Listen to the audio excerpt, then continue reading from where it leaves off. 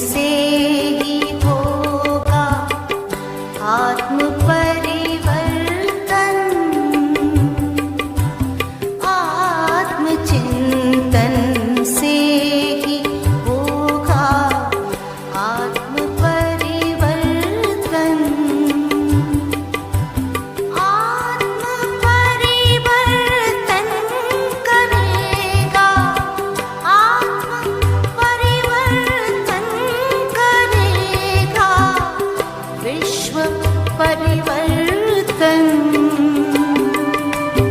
आत्मचिंतन से ही होगा।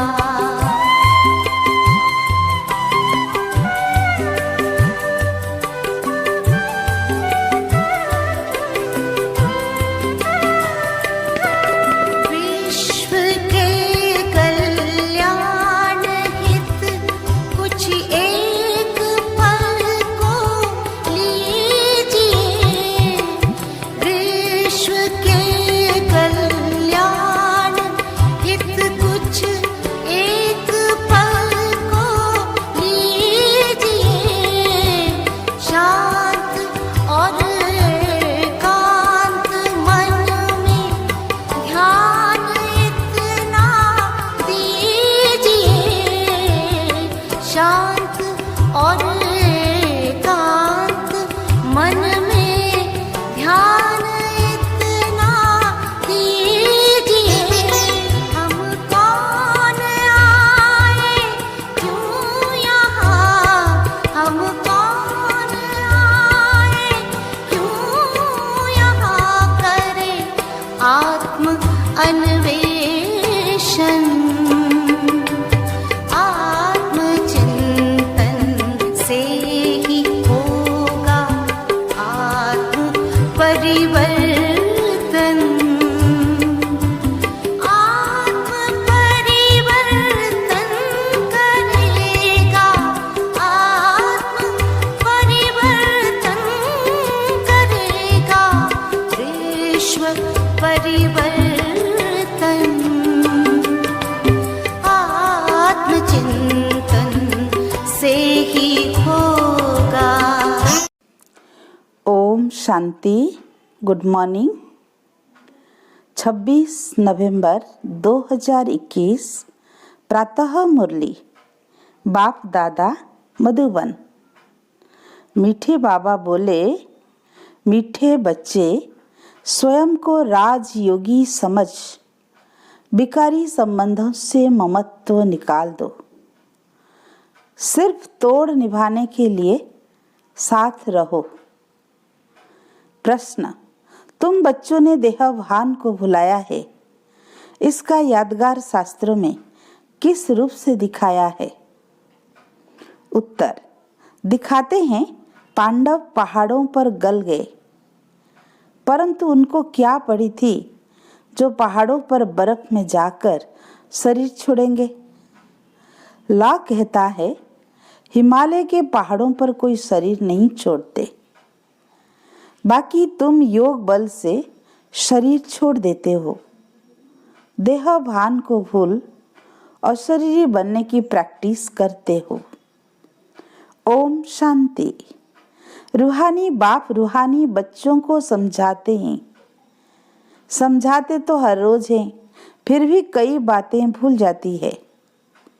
बच्चों को बुद्धि में यह तो रखना है कि यह संगम युग है।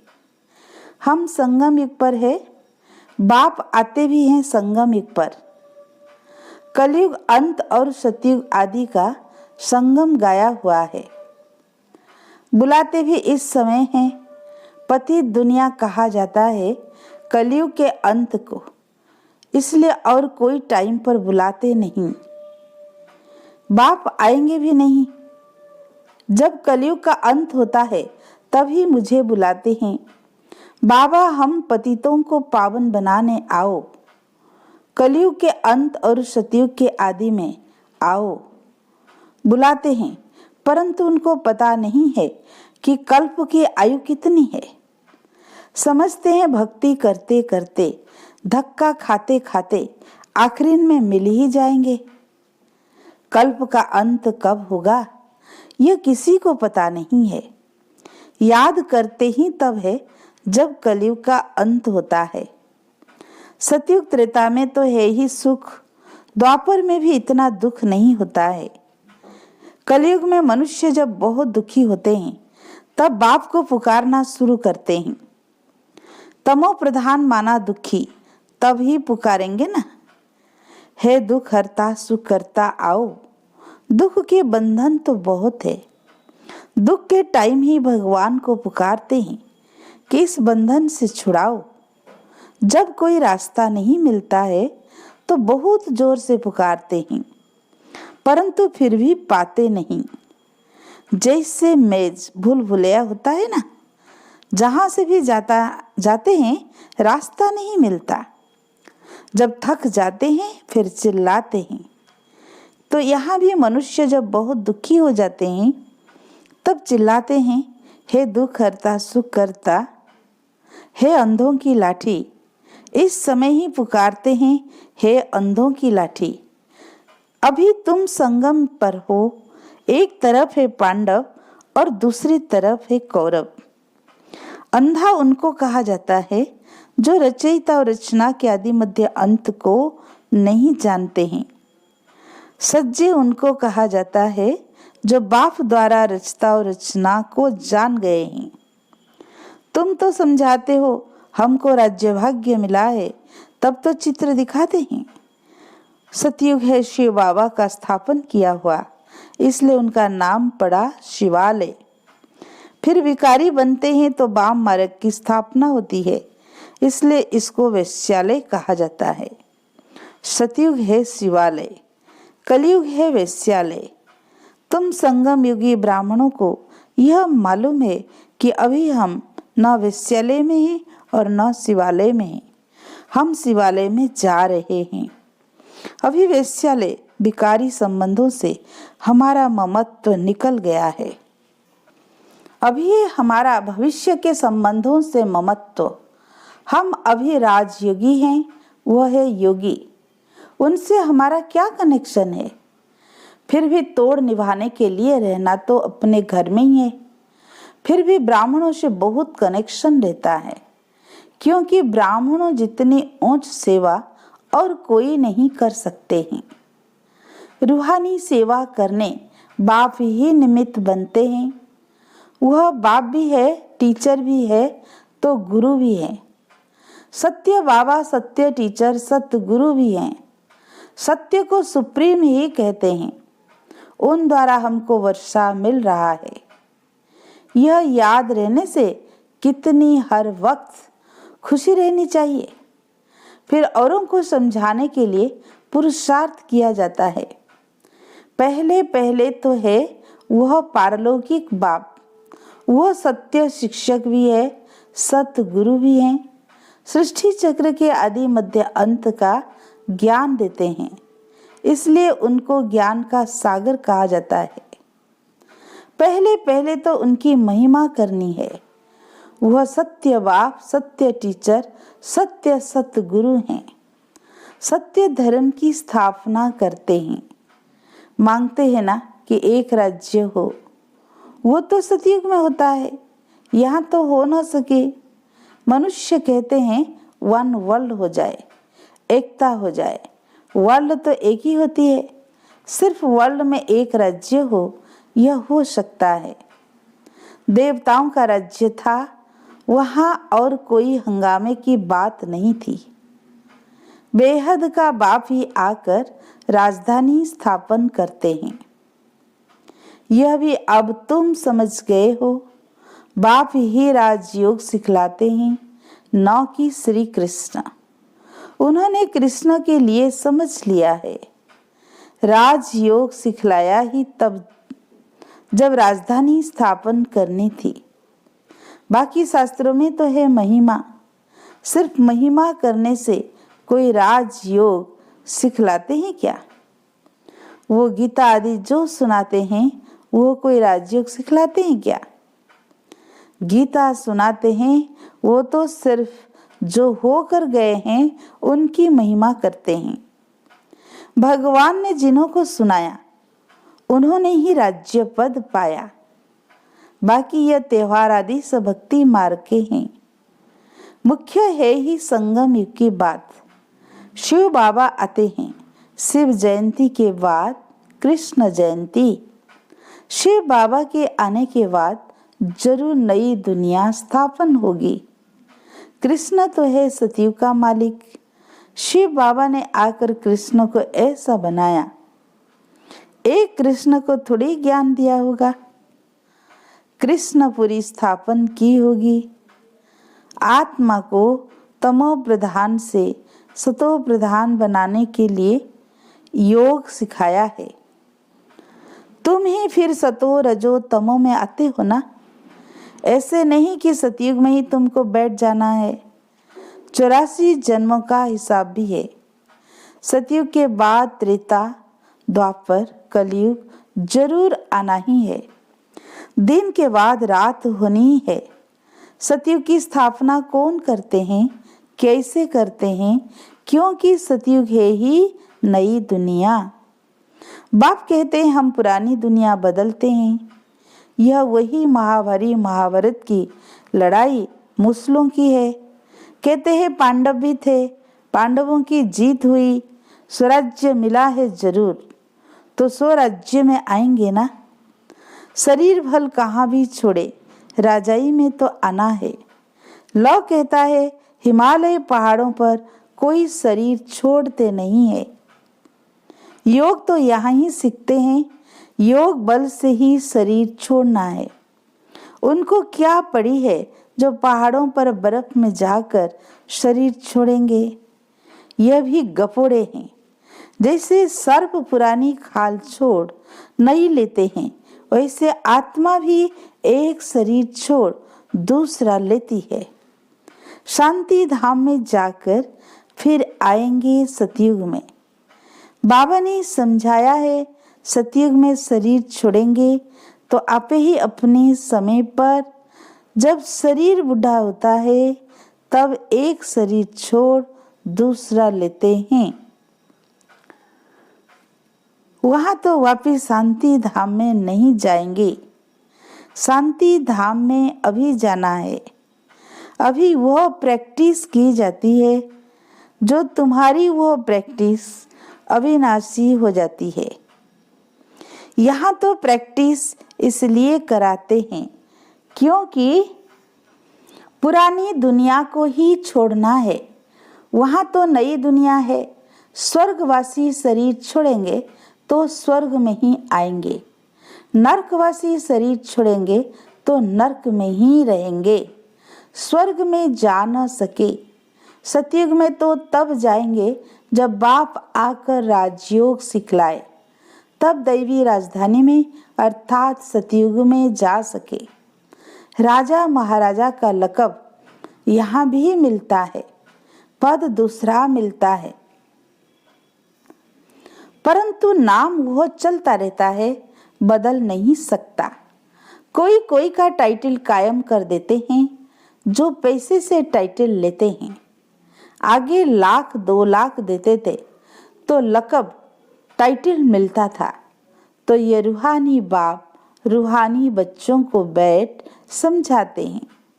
उनको कहा जाता है स्पिरिचुअल फादर, आत्माओं का बाप, जिसको बुलाते हैं कि हे बाबा आओ, आकर हमको पतित से पावन बनाओ। यह बड़ा दुख है। हमको राम राज्य में ले चलो। ड्रामानुसार 5000 वर्ष पहले भी ऐसे कहा था। परमपिता परमात्मा को आना ही है। यह चक्र फिरता रहता है। बाप कहते हैं मैं कल्प कल्प कल्प के संगम युग पर आता हूँ। यह अक्षर जरूर डालने होते हैं। ड्रामा के प्लान अनुसार आता हूँ। ड्रामा अक्षर भी लिखना पड़े तो मनुष्यों को पता पड़े कि ये 5000 वर्ष का ड्रामा है। अभी सब मनुष्य मात्र पतित हैं, इसलिए खुद कहते हैं हम पापी हैं, नीच हैं। बरोबर वैश्यालय भी है, विषय सागर है ना। विष्णुपुरी खीर सागर थी, जहाँ लक्ष्मी नारायण दोनों थे। यह क्षीर सागर भेंट में कहा जाता है, बाकी क्षीर सागर कोई होता नहीं है। सागर तो सतयुग में भी यही होता है, कलयुग में भी है। सतयुग में सारे सागर के तुम मालिक हो, सारी पृथ्वी आकाश के तुम मालिक हो। अभी तो टुकड़ा टुकड़ा हो गया है। अब यह है संगम युग। संगम युग पर जब याद आए तब समझे कि अब सतयुग में जाते हैं। संगम है तो बाबा भी जरूर होगा। वह इस दुनिया को बदलने वाला है। स्थापना तो ब्रह्मा द्वारा यहाँ होती है। अब तुम चित्र बनाते हो। बाबा तो है ही बिंदी लाइट माइट की। तुम्हारी आत्मा भी लाइट है। अब तुमको लाइट कैसे दें? तो तुम्हारे सिर पर बिंदी दे दी है। आत्मा को लाइट कैसे दें? लाइट देने से बड़ा बन जाता है। वो बड़ी लाइट को ही पूजते हैं। इसलिए मनुष्य परमात्मा को ज्योति स्वरूप कह देते हैं। वास्तव में लाइट है पवित्रता की निशानी। मनुष्य समझते हैं ज्योति स्वरूप है। बिंदी को अगर लाइट भी छोटी दे तो पूजा कैसे होगी? इसलिए बड़ा कर देते हैं। बाप कहते हैं मैं परमात्मा सुप्रीम सोल हूँ, जिसको तुम परमात्मा कहते हो। परंतु छोटी बिंदी की पूजा कैसे हो? लाइट कैसे दें? कोई लिंग की पूजा करते हैं। साहूकार हैं तो हीरा गोल बनाकर उनकी पूजा करते हैं। नाम तो शिवलिंग ही रखेंगे, है तो स्टार और कोई चीज नहीं है। यह बड़ी गुह्य बातें समझने की हैं। आत्मा कोई बड़ी छोटी नहीं होती, नहीं तो फिट कैसे हो? अभी तुम जैसे अपने आत्मा को जानते हो वैसे बाप को जानते हो। आत्मा बाप को बुलाती है। तुमने अपनी आत्मा को देखा है तो परमात्मा को कैसे देखेंगे? हाँ, दिव्य दृष्टि से देख सकते हैं। सो तुम जबकि जानते हो फिर देखने से फायदा ही क्या? यह तो पढ़ाई पढ़ने की है, जिससे मनुष्य से देवता बनते हैं। यह है न्यू फ्यूचर, नई दुनिया के लिए नई पढ़ाई। यह लक्ष्मी नारायण कहाँ ऐसे कर्म सीखे? संगम पर। बाप कहते हैं मैं संगम पर ही आकर तुमको नई दुनिया के लिए पढ़ाई पढ़ाता हूँ। बाबा प्रदर्शनी में तार देते हैं, उसमें भी यह लिखना है यह संगम युग है। बाबा कहते हैं तुम हमसे बर्थ राइट ले सकते हो भविष्य 21 जन्मों के लिए। संगम युग अक्षर जरूर लिखना है। एक्यूरेट जो तार जाती है उसकी कॉपी वहां लगानी है। बड़े अक्षरों में लिख देना चाहिए। दिन प्रतिदिन क्लियर होता जाता है। नीचे लिखते ही हैं बाप दादा। शिव बाबा जो आत्माओं का बाप है वो प्रजापिता ब्रह्मा द्वारा सिखलाते हैं। बाप कहते हैं मुझे शरीर का आधार तो चाहिए ना। शिव तो है निराकार, उनको तो अपना कोई शरीर है नहीं। ब्रह्मा विष्णु शंकर तो सूक्ष्म आकारी है, बाकी तो सबको शरीर है। बाबा कहते हैं मुझे शरीर है कहाँ? परंतु ऐसे तो नहीं कि मैं नाम रूप से न्यारा हूँ। बहुत क्लियर बच्चों को समझाते हैं मैं हूँ निराकार, परंतु जब मैं आता हूँ तो मुझे शरीर जरूर चाहिए। मैं गर्भ में नहीं आता हूँ। मैं खुद बतलाता हूँ कि मैं इस साधारण तन में आया हूँ। यह पहले पूज्य था, अब पुजारी बना है। माला में भी है, पहले शिव बाबा फिर 2 दाने हैं।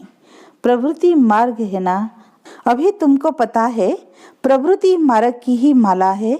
जो प्रवृत्ति मार्ग में पतित थे अब शिव बाबा की मत से पावन बन सृष्टि को पावन बना रहे हैं। इसलिए यादगार माला बनी हुई है। रुद्र माला और विष्णु की वैजयंती माला है। ब्राह्मणों की माला नहीं बनती है। कोशिश की थी बनाने की परंतु बनी नहीं, इसलिए माला बनाना अव्यक्त नाम देना छोड़ दिया।